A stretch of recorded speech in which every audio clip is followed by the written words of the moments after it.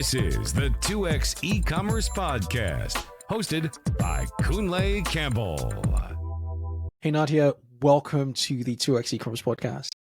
Hi, thank you for having me. Really glad to be a part of it. Amazing. Influencer marketing. I've been involved in influencer marketing, largely performance, very recently. And I know it is a very complex space, can be challenging. And that's one of the reasons I was really super excited to speak to you today. But other than what you guys are doing at Famesters, I want to know who you are, Nadia. Do you want to give us your background and link it to why you're into influencer marketing in the first place? Sure, no problem. I would say that I started off in influencer marketing with Famesters almost, I think not almost, actually 5 years ago, as an influencer marketing manager with no experience whatsoever. And I just worked my way into the position I am in right now. And why influencer marketing interested me in the first place was because being a teenager, I spent a lot of time playing video games and watching YouTube. And I was always interested in how you can make a business out of it, other than like being an influencer and having all those brand deals. So I was really interested in how this really works behind the scenes. When I was getting my business degree, it was actually the first time that I actually heard of influencer marketing being an actual real job that you can get. And this kind of sparked this interest in me because it basically combined the two things I liked the most back then: video games and YouTube and YouTubers and influencers. So I was really intrigued by how you can combine all of that and not get boring, as I thought back then, job in an office being an economist or something. But you could actually be combining the two things that you love the most as a teenager and building a career out of it. So just as back then, I was really enthusiastic about influencers and the world of influencer marketing. Nothing changed, I would say, because everything changed in influencer marketing during this 5 years. So you have to always be up to date with the current trends. Something that worked a couple of months ago is not going to work just as good, just as effortlessly as back then. So you have to really study everything. You have to incorporate all of your knowledge about pop culture, about basically everything. You should always look out for the new platforms. So this is definitely not the field and not the job where you can get bored really easily. That's probably one of the biggest things I love about influencer marketing. Yeah. Good stuff. I read economics and I didn't want to ever be an economist. I don't want I don't want any of my university mates to hear this, but I just didn't want to ever be an economist. A good one. Okay, so you're the head of agency at Famestar, if I'm not mistaken. And you started from the trenches. You worked your way up over the years. Tell us about Famestar, exactly what the agency looks like, and also your journey. I really like to understand your journey from when you started in the agency to where you are now, being the head of agency. Sure. Famesters, what we do is we provide different brands of different verticals with influencer marketing campaigns from A to Z. Our job is to understand what the brand is interested in, what the goals are, what the requirements for the whole campaign and the strategy are. And what we do next is we build this whole strategy across different social platforms, showcasing everything basically, from starting with the portrait of the influencers that we're going to be onboarding, to the creative ideas, to the briefs, to all of the materials, and obviously the performance prognosis or forecasts.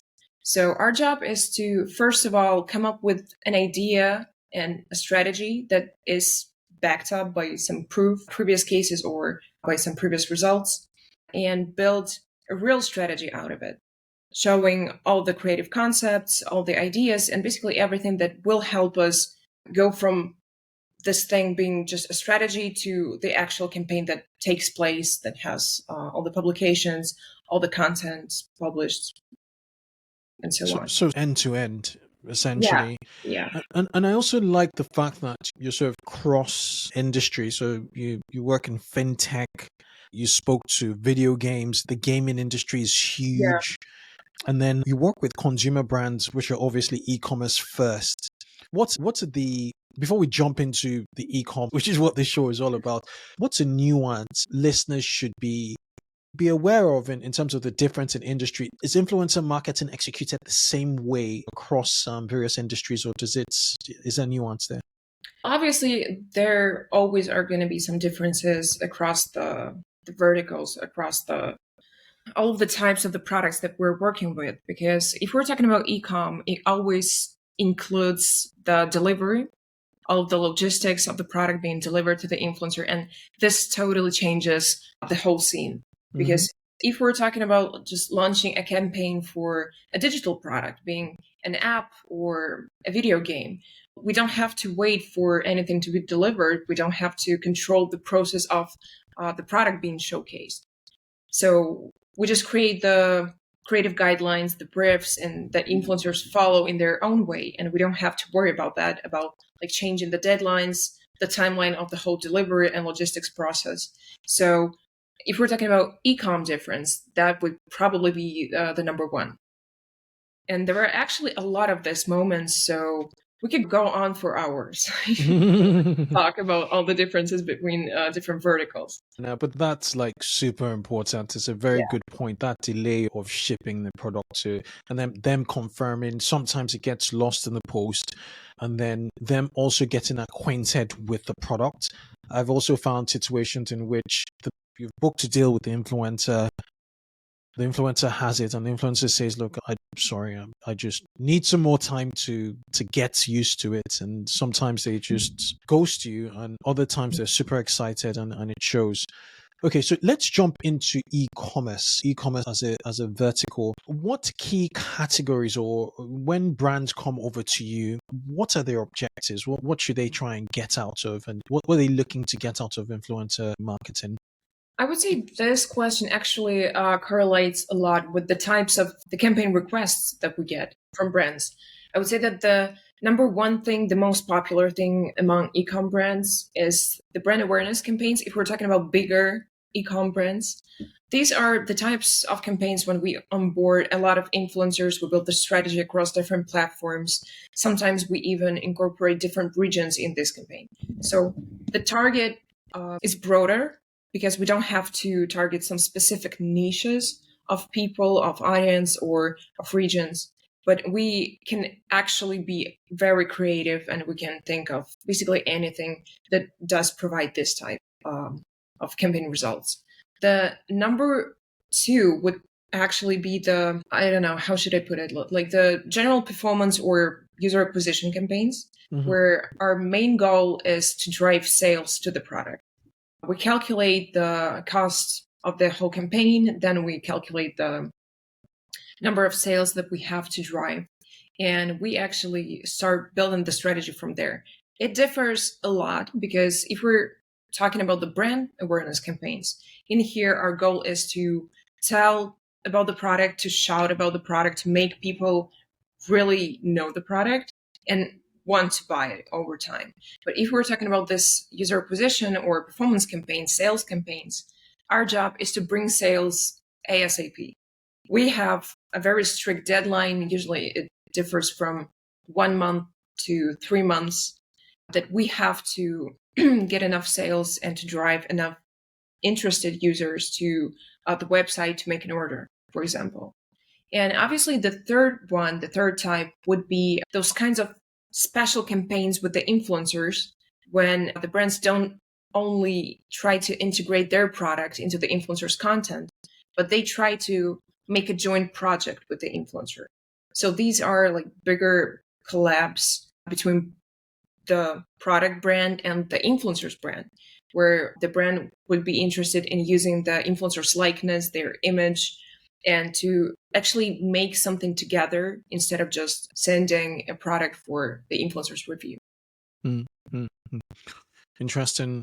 Brand awareness, more performance marketing, and then a collaboration of sorts, which really amplifies a story and just shows, social proof. Very interesting stuff. Should we delve deep into brand awareness? Why would brands want to essentially use an influencer for a brand awareness campaign, and how do you measure success? What are the KPIs for brand awareness? Obviously, in brand awareness campaigns, our job is to drive awareness. What we do is we create and set the KPIs based on the number of views that we have to gather from the target audience on the ads that we do for this brand. To measure success in these types of campaigns is pretty easy, I would say, because we have a specific metric that we can count on. Usually, if not the number of views, the CPM can also be one of the biggest KPIs in brand awareness campaigns. That is to say, when we agree on the specific CPM for the whole budget of the campaign, we name the region, we name the requirements for the influencers, what kind of influencers this should be. And our job is to fulfill this actual CPM, to make eCPM, estimated CPM, and the actual CPM after the campaign equal. Measuring success and actually setting those KPIs in brand awareness campaigns is pretty easy. But answering your question about why brands should be paying attention to influencers when they're interested in this brand campaigns, this was actually a very popular question about 5 years back, I would say, when no one really heard about influencer marketing, and we actually had to visit different events and scout for the clients who would be interested in influencer campaigns, because no one really understood what influencer marketing is and how you can leverage it for meeting your business goals, for driving sales, for actually making some kind of profit out of it. Thankfully, over the past, I don't know, I would say 3 years, the situation changed, and it's not us who are scouting the clients, but it's vice versa, because everyone knows about influencer marketing and everyone wants a piece of it in their brand strategy. So I would say that the first biggest advantage that influencer marketing has in terms of like this brand awareness campaigns is the audience loyalty, because influencers do have this strong, loyal relationships with their followers, trust their opinions. They are interested in the content that the influencer is creating. They will be paying attention. They will be engaging with the content that the influencer provides. This trust between the influencer and their audience usually transfers to the brand itself. Because if the followers trust the influencer, they will always also trust that the influencer won't be recommending some shitty brands to them. This kind of loyal relationship is what actually drives, I would say, the most of success in influencer marketing in brand campaigns, especially. Okay, that makes sense. And then yourselves as an agency, if I was a manager or a director, a marketing director at a consumer brand, reached out to you, say we're doing beauty, and I reached out to you for a brand campaign, how does the selection of influencers, the types of influencers, differ from if I was looking for a performance-driven campaign objective? What kind of influencers would you be on the lookout for a brand-driven campaign? Sure. First of all, if we're talking about brand campaigns, the brand awareness campaigns usually dwell on bigger budgets and on bigger numbers of views that we have to get. Performance campaigns are mainly based on smaller influencers. There will be like a big number of smaller influencers because they have this most loyal and trustworthy connection between them and their audience, because they're not celebrities yet. They're just people who create content, and this content interests other people. Their relationship is more intimate, I would say, in this kind of like connection between an influencer and their audience. But if we're talking about brand campaigns, usually we have to incorporate some bigger influencers, some big names that do actually give this brand awareness. So, for example, if you see a really big influencer who is an expert in this niche, in this specific vertical, for example, talk about the product, then you automatically have a bit more trust to the product itself, because you heard about it from an expert who is quite well known. You do have some level of trust to this person. So you have to basically look out for the expert niche influencers who are also pretty big in their following and pretty big in the active users who are watching and engaging with their content. And if we're building the strategy itself, then I would say in brand awareness campaigns, we try to list all of the use cases that we can see for the specific product. So for example, if you have a specific beauty product, I don't know, it's targeted for women from 30 to 40 years old. And our first step is to really get to know the product, if we can, to test it out, to then list all of the use cases we can think of for this specific product. And then what we do is we match this to the influencers who create similar type of content and are still rather big.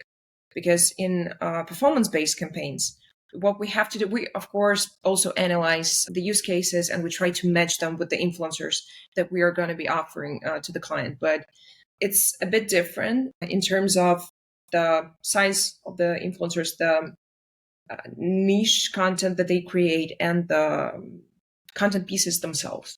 Which brings me to my next question, which is how do you, I know there's a categorization of influencers out there, and I'm just wondering if you use the same nano, micro, macro, mega, and celebrity sort of scale in your agency. How do you categorize influencers by size? I'm going to be honest with you. I don't really like this system of micro, nano, etc. because usually all those systems are based on the number of followers. That is not something that we're interested in our agency and in the campaigns that we run, because we should never care, and the brands should never care about the number of the followers the influencer has. What we should be paying attention to is the average number of views that their videos or their posts get, because this number is 100% going to be lower than the number of followers. Well, of course, with some exceptions, but generally the influencers have more followers than they have the average video views on each piece of content. So we're only interested in the average video views number. So this is going to be the only segment of the audience that is really active enough to actually watch the content and not just be, I don't know, this ghosts that nobody sees except for the numbers on the followers button. So when you say the average video views, you're speaking specifically to IG Reels and TikToks?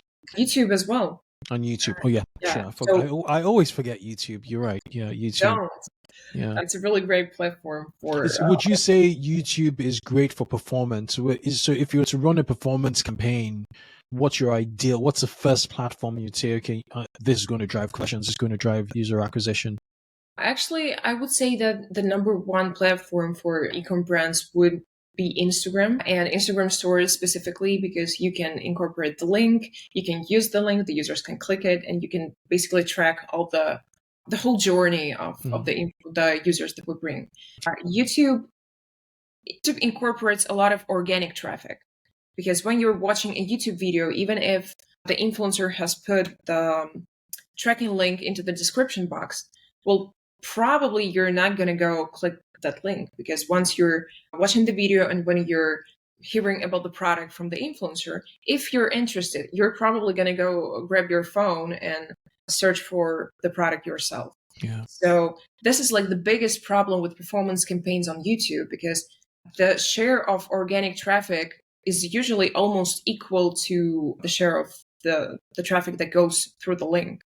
Mm-hmm. So it can be really tricky to measure all of the traffic that was brought through this campaign. So with Instagram, it's much easier, because people don't have to close the tab. They don't have to close the story to go search for the product themselves, because you can just click the link and you go there.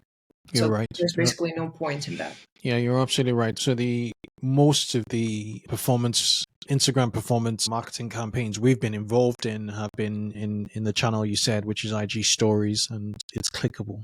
That's the nice thing. That feedback loop is very short, What are your thoughts on TikTok and TikTok Shop and performance from TikTok? How would you, given the fact that TikTok is focusing a lot on TikTok Shop, as a brand owners listening to this podcast, how would you advise that they view approaching TikTok from a performance perspective? TikTok is actually a great tool to be promoting and selling your product with. The number one step, I would say, is to consider not only targeted ads on TikTok, but also Spark ads. What we like to do when we have these performance campaigns on TikTok is obviously, first of all, we buy the ads from the influencers. And once the influencers do post their content, if you're obviously have approved the content, if the content is good enough for it to be promoted again, what we do is we use Spark ads to use this piece of content that the influencer actually posted, and we keep promoting it to the other audience. So in here, the difference is that we're not promoting the creative from the brand's account, but we're actually promoting the post that the influencer made. So the influencer posted this video review of a product, and then using Spark ads, the TikTok official tool, we can promote the video itself and add a clickable link into this creative. So we're actually going to be promoting the content posted by the influencer, but it will have the button with the link, and we will be able to target the audience that we're interested in, like demographically. Okay, so just so I get you right, Spark Ads is a platform within TikTok, or the platform that TikTok offers for you to essentially buy content from its creators. So what you're saying is, as a brand owner, you go to Spark Ads, set up your account, you select the influencers, you send them your products. Not really. Okay. There is a TikTok marketplace, influencer marketplace, but TikTok Spark Ads is a bit different. Okay. So Spark Ads is actually a tool that you can use if you have a business cabinet on TikTok, if you have a TikTok business account. So it is a tool that helps you use the content that influencers have already posted for you, for your brand. Okay. And you can get this ID number of each of the videos that they posted, and you can later use this video that is actually posted on TikTok already. You can use it as a creative, and you can drive new users using this specific piece of content, which also will be branded not only from like your account, your official product or brand account, but with the influencer as well. Okay, so you go to the creator marketplace, you buy, you essentially get content, and then you could you could promote that content from the influencer's handle with Spark Ads. Yeah, because the biggest problem with TikTok, if we're talking about the performance campaigns, is that you can actually place the link for it to be clickable. And you can put the link into the bio of the influencer's profile, but the influencers tend to ask for an additional payment for that. And it is not that effective to be spending money on it. So you will eventually be still losing a lot of users, like potential buyers, who will just be too lazy to click on the profile, to click on the link tree, to find a specific link. Spark Ads actually helps us solve this problem of not having clickable links and having to calculate organic traffic and actually losing the traffic. So first we post the videos. This could be the videos from not that big creators. You don't have to spend a lot of money on it. You just have to buy several pieces of content from even smaller creators who do produce good content visually. And then once they posted it, you can actually ask for this video ID codes and use Spark Ads on those publications. Okay, makes sense. Because this brought me to this is my next question, which is, as an influencer marketer, what criteria, what should you be on the lookout for when you are looking to buy content from a creator? Obviously, first of all, you should actually be looking about the audience alignment and content alignment with your product, whether this specific influencer is a match for you, whether it makes sense to be promoting your product with this influencer. Because if you're a sneaker shop and you're main target is to sell sneakers, you wouldn't be onboarding a beauty influencer, for example, or a cosplay influencer, because there is a chance of the audience matching what you're looking for, but this match will be much smaller if you than if you, for example, look for the influencers in the specific niche. So first of all, make sure that the content is aligned with what your product is, and then just do the same with the audience. So ask for the stats and look at the comments, check that the audience is actually interested in the pieces of content that the influencer is creating, and it's not just all of the views from FYP or from in-platform promotion. So you have to make sure that the audience is real, it's engaged, it is interested in what the influencer has to say and to show, to actually see if they will trust the recommendation that the influencer will be doing. Then another thing to look for is content quality and visual style, because if you're interested in using this content later in other sources of driving traffic, then you have to make sure that the video creatives are looking good, they're in high quality, and they also align with your brand ideas and your brand values. What you do next is you go look at the numbers, let's say. You look at the engagement rate of the influencer. You try to back all of your ideas with some data that is available when looking at the influencer's profile. Obviously, you look at the cost efficiency and try to calculate the CPM to actually see if the specific influencer will likely bring enough traffic even for the brand campaign for you to be spending some additional budget on buying a creative or on buying a post from this influencer. Another good thing to be looking out for is actually the examples of the previous collaborations the influencer had with other brands. Even before approaching the influencer, it is quite a nice way to get a glimpse of what you're likely to get for the price you're paying to this influencer. You can also just look for examples to visually understand of how it's going to look, or you can do a smarter thing and you can look for all of the posts that the influencer has created over time for different brands, and you can section them into some repetitive posts for the specific brand. So if one influencer has been making, I don't know, like 5 to 10 posts for the same brand in terms of several months, this is likely due to the fact that the influencer provides good performance and the brand is rehiring this influencer over and over. Yeah. The tricky thing in here can be that many brands do work on a views guarantee basis. Mm. And if the influencer didn't reach the necessary views number, then the influencer must produce another piece of content for free to actually gather these views. But you can exclude those cases just simply by looking at the timeline of those publications, because if it is a views guarantee deal and the influencer has a second post for the same brand in, let's say, 30 to 60 days from the first publication, then this may be a views guarantee, like complimentary video. But if the influencer drives and creates a lot of posts for the same brand in terms of 6 months or 3 months, then we're not talking about the views guarantee, but we're actually looking at a nice influencer with a loyal audience that creates good content that actually brings users. And it makes sense for the brands to be rehiring the influencer for the promotion of the product because the ad works. Interesting. Super interesting. I really like your point on the views guarantee. Do you think it should be incorporated in every contract? Oh, yeah, 100%. That's what we're doing, because with TikTok, for example, it's very hard to estimate and to forecast how many views we're actually going to get, because TikTok's algorithms are built differently and the videos gather views not so much from the followers base, but from the FYP.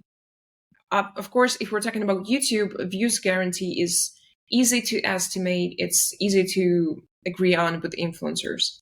So we try to use either views guarantee or a CPM deal as much as we can. Okay. That makes sense. And it's the starter all open for you to verify and validate anyway. Yeah, makes sense. Yeah. Makes sense.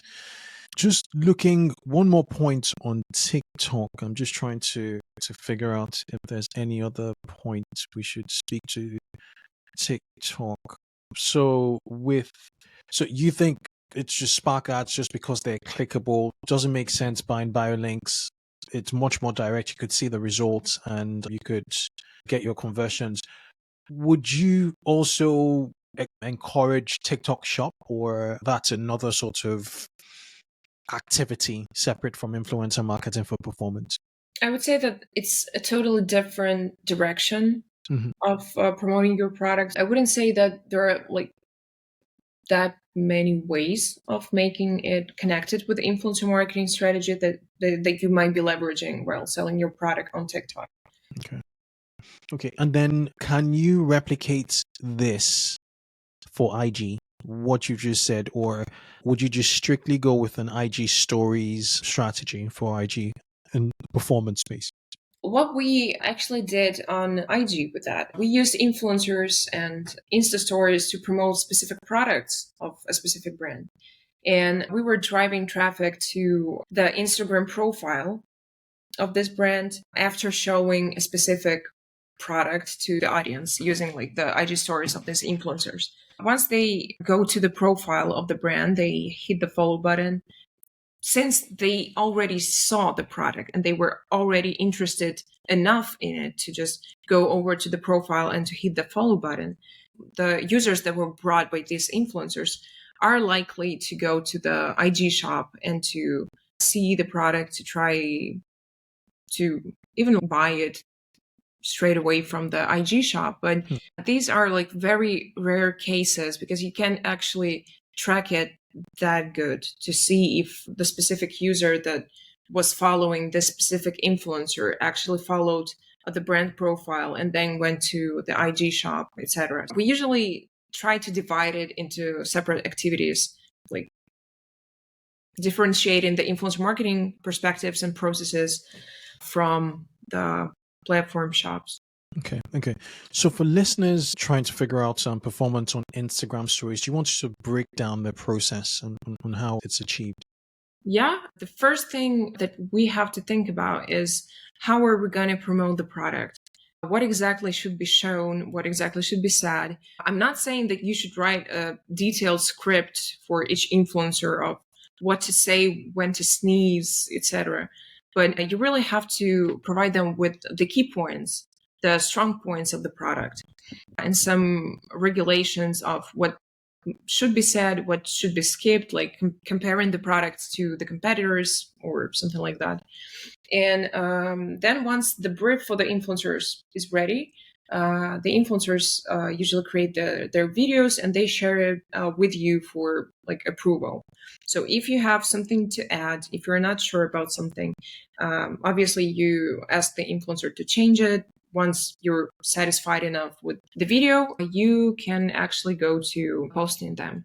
And in here, the very important thing is to not be limiting yourself and the influencers with just creating these stories like, hi, let me tell you about the product. This is it. Look at it. Go buy it. But you should also try to think together with the influencers how you can actually integrate the product in a specific day or into a specific storyline that the influencer is guiding the audience through on this day.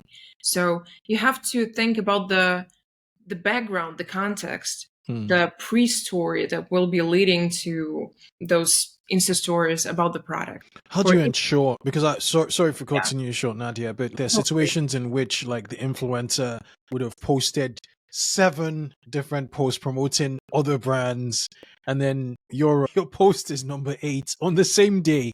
Some of which the other brand by the contract. You should never agree to that. I would say that the number one thing that many brands don't think about is signing a contract with the influencer that actually saves you from all of that. Because we need to, before you leave, we need to talk about what should be incorporated in a contract. But it looks like it. Sorry, please, I caught you short on the just the context. You were speaking to the context of when you.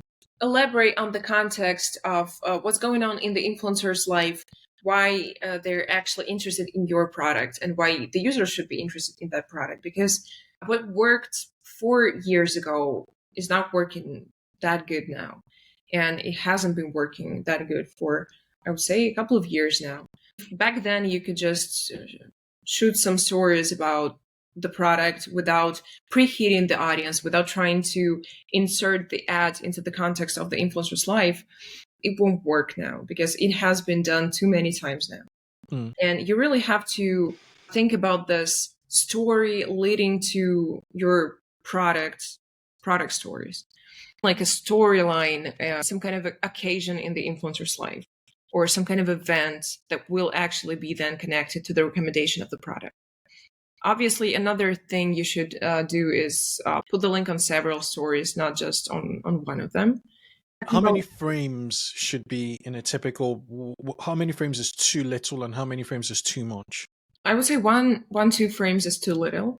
Too much is anything more than 6. Okay, makes sense. The audience will just get bored. They will just get tired of watching 6 Insta stories about the same thing, especially if each story is not like 15 seconds, but if it's 60 or 35 or 40, then it just becomes too much to keep your attention. Yeah. Okay. And then would you give a special offer, or is it just a link? Do you typically Usually a special offer or some kind of welcome bonus for the users who came from the specific influencer is always a great hook. A discount, a promo code, or an additional gift like 1+1, any kind of special offer is a great hook for the audience. What you do is you showcase the strongest. First of all, you create the storyline to integrate your product into. Then you use the influencer to really showcase the product, to dwell on its strengths and really showcase them. Then interest the audience in buying this product. And then what you do is you throw in the special offer, you throw in a really good CTA, and obviously a link. What's a CTA? Call to action. Okay, CTA. Okay. So integrate your product. So storyline, precursor to the recommendation of the offer. Integrate the product into their lifestyle, probably from a previous post, which links directly into it. So it feels very native. Showcase the product, interest the audience, and then special offer, CTA. Yeah.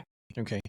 That makes a lot of sense. And then what about what kind of metrics? So, we talked in TikTok about how to select an influencer or a creator in their marketplace. And you talked about audience alignment, content quality and visual style, CPMs and all of that stuff. In IG stories, how should you not get it wrong by selection? What should you be looking out for with an influencer? First of all, you should always be looking at the publication schedule of the influencer. So if you're interested in IG stories, but the influencer that you're looking at seems like a great fit, but they mostly do Instagram posts, feed posts, and they don't do stories much, then it's not a good idea to asking this influencer for IG stories, because the reach on these stories and the impressions on these stories are going to be much lower. You have to make sure that the influencer is posting enough content on IG stories for at least a week before your brand deal, because this way you will be sure that the algorithms will bring enough users to their stories. Before that, the profile will be heated up, and you are much more likely to get more reach on the stories that you will be buying from this influencer. Okay. Another thing is to ask for fresh stats from the influencer, because a lot of IG influencers and even a lot of IG talent agencies or managers who do represent those influencers, what they like to do is get in the screenshots of the best performing days reach-wise on IG story. True. And they will sort them, and they will sort them from like the best videos to the worst videos that won't be even seen on the screenshot. And this is where a lot of brands get tricked, because they see these big numbers, they're happy, they see a nice CPM, they see good value in this collaboration. And then once the story goes live, they ask for actual views number and actual reach and impressions, they see that if before they were hoping for 100,000 views based on the screenshots that were shared by the influencer, and their story only got like 15K. But you paid for 100K, not 15K. This is what happens a lot. So always ask for the fresh stats, check what stories the influencer posted that day, and ask for the stats from this exact day. So you know that this is actually a pretty fresh stat screenshot, and you can dwell on the info that is presented there. Makes sense. And you just mentioned something that's quite interesting, which is like your target impressions. So how do you structure the contract? Is it just posts, give me post, or we're looking for this many impressions? Again, it depends on the type of the campaign. If we're talking performance. Okay. On Instagram stories, it can be a bit tricky because the influencers themselves cannot be sure what exact numbers they're going to be looking at this day or another day. So with the YouTube and TikTok, it's actually much easier to predict and to guarantee even for the influencers, because it's not our job to trick the influencers either. We want this to be a fruitful collaboration that will be beneficial for both sides. So on Instagram, we don't do views guarantees as much. If we're talking about Reels, yes, we try to incorporate the views guarantee in there, but in stories, not so much. Okay. In stories, what do you think are the most important points or terms in an agreement that essentially ensures that protects a brand and almost ensures deliverability and just minimizes loss? Obviously, the number one thing would be that the influencer must post some content before posting our stories about the brand, about the product, to heat up the algorithm, to actually bring the audience to the influencer. And then once the influencer will be posting our stories, how many? 2, 3? That depends on how many stories the influencer is typically posting. So if we're talking about those guys that are posting like 100 stories per day, then, well, obviously the numbers are going to be different from those who post 2 to 5 stories a day. So it should be just a logical amount for the audience to be heated up, like 20 or 30% of the average number of stories that they post per day. And only after this 20 to 30% of stories are posted, we can actually go with our branded IG stories. Another thing, there should be no other branded stories or other branded content for any other brand aside from our brand. For Neither that day. one day before our publication, not during the day that our publication is active, and only after our IG story is gone, the influencer can actually go with other brand deals. It's not only about the brand deals that are based on fixed flat fee, but also different affiliate links, sometimes even Amazon links that bring users to a specific product. So we really have to structure what kind of products we are showing to the influencer's audience that day. Okay, makes sense. What other component should be in the contract? Obviously, views guarantee if you're able to agree with an influencer on one. How would you structure the views guarantee? Would you just average out the last 30 views and just say, okay, this is the... Yeah, what we do is we look at all of the recent publications. We cross out those who obviously just went viral for no reason or for a reason that is only known to the algorithm and not us. And we try to look at the real numbers. Once we calculate like the median, we write that number into the contract. Another thing that we do is we always have the clause that the influencer will only get their remuneration after the publication if they send us the screenshot with the full statistics on the post that they made. Because a lot of influencers or managers, that also differs. So what they like to do is to make the post, to get the payment, and to just disappear. And they don't care about performance. They don't care about providing the stats on this publication, but we needed to analyze the performance. We needed to analyze each influencer. So we always use this statement that the payment will be made only after we have received the screenshots. Okay. Also, another thing that we do, sorry, I just Go no, wrote please. this one. We always include the link to the task assignment or to the brief into the contract, so that there is a specific reference to a specific brief that the influencer should be following. Because if the manager or the influencer does not cover the brief points 100%, we have the right to change it. We have the right to ask for adjustments. If you don't have the link to the task assignment, or if you just told the influencer, I don't know, your audience better, you do you will probably not have this option. Okay, makes sense.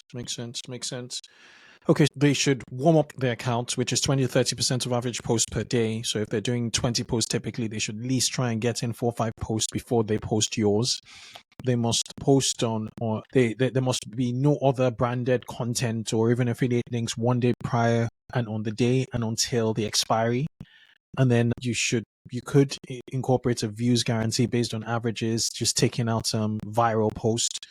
And then you must link to the task, assignment, or brief in the contract, which gives you that ability and rights to change should they not adhere to your guidelines or your brief. Yeah. Okay, that makes sense. And then do you look at, when you're assessing them, do you look at the average story views? What story views looks good? Do you look at the link clicks data, the historical link clicks data to make a decision from a performance standpoint? I would say that we don't just look at the number of views or like the reach on the stories. Because sometimes we work with smaller influencers, sometimes we work with bigger influencers. So it differs a lot on each campaign and each strategy. But what we are actually looking at is the stability of those views. So even if we're looking at the first or second screenshot of the stories that was shared with us, we try to avoid the influencers who have, I don't know, 100,000 views on the first screenshot on the first story and then 30K on the last one, because that is too big of a difference. And this is risky for us to be spending the budget on these kinds of influencers if they don't provide a guarantee. Okay. And then obviously you have an internal pricing mechanism based on average story views. So if it's 30,000 story views, they're worth this much. There's no way you can pay more if it's 50, 100. Is that the case there internally? Or? Yeah, we usually calculate the prices and estimate cost efficiency based on the CPM. So we have the price, we have the views number, and then we just... What's a good CPM in 2024 for IG stories? That heavily depends on the region. So if we're talking about Latin America, it will be 5 to 6. If we're talking about the United States, 25, I would say, would be the lowest. So it just starts at 25 and it goes up and up. To 100. It could go as much as 100 CPM. For niche content, yeah, easily. Wow. And it could actually drive sales. What about the profile of the influencer from a conversion standpoint? We've tried some mini celebrities that have been like maybe in Real Housewives of Atlanta or those. They tend not to really deliver from a performance standpoint. What's the psychography of or structure of an influencer? You may want to work with influencers. Do you have any red flags in terms of who not to work with? I think that's a better way to frame that question. We do have this kind of regulations, but mostly from a brand safety point. So if the influencer was involved in some scandalous shows or some beef, I don't know, with other influencers, or just basically if the influencer does not, have a nice reputation, then we tend to skip it. Skip this influencer, because even if we do run an ad with this influencer, there is no guarantee that this will not actually become detrimental to a brand. So you really have to check all those guys on their beliefs and what they... Okay. I know we're running out of time, but do you want to just briefly speak to YouTube from a performance standpoint? What are the top things to be aware of, listeners should really be aware of on YouTube when running performance ads? Obviously, it's the views guarantee. On YouTube, it's easy to get a views guarantee or a CPM deal from an influencer because everyone understands what it is. They understand the performance of their channel. They understand the metrics. They know it all. The influencers who are sure in their content and confident in being able to deliver the specific performance, they all agree on use guarantee. Another thing is to analyze the stats. For example, on YouTube, you can analyze basically everything. You can analyze the languages, you can analyze all of the regions, all of the countries, the age groups, the devices that are used by your audience to watch the videos, etc. You can even analyze the depth of a view, of a video view. So like how long a user is watching the video in general. So for a video of 10 minutes, usually like the average is 4 or 5 minutes. So not everyone watches the video up to the very end. In these cases, it does not have any sense. It does not make any sense in putting the ads in the second part of the video. So you can actually analyze quite a lot of things when launching a performance campaign on YouTube. You obviously can add the link. It will be clickable, but you have to take organic traffic into account. If you have several influencers going live in a period of 1 week, then you definitely should make the measurements of organic traffic before their postings and after their postings, as well as 1 month after the campaign, because there will be a lot of organic traffic. And if you don't even try to measure it, you will just lose all the stats and you will just bury YouTube for you, and it brought a lot of calls to you. I agree. And the organic would comprise of Google as well as direct. You just understand the ebbs and the flows. Then you can use like SEMrush to really measure that if your website is connected. Are there any other YouTube points we should be aware of when engaging or selecting a YouTube influencer? Off the top of my mind, I would say that is mostly it. Actually, another very important thing on YouTube is to actually go through the comments to the video and to see if the influencer has authentic audience and not some bots. You should actually see how the audience is reacting to the influencer in the comments section, whether they're really interested in the video, whether they're really interested in the content, or the influencer himself or herself. Because the comment section really does show a lot and does tell a lot about the relationship between the influencer and the audience, as well as whether the audience trusts the influencer about his product recommendations. What about the CPM for YouTube, say North America?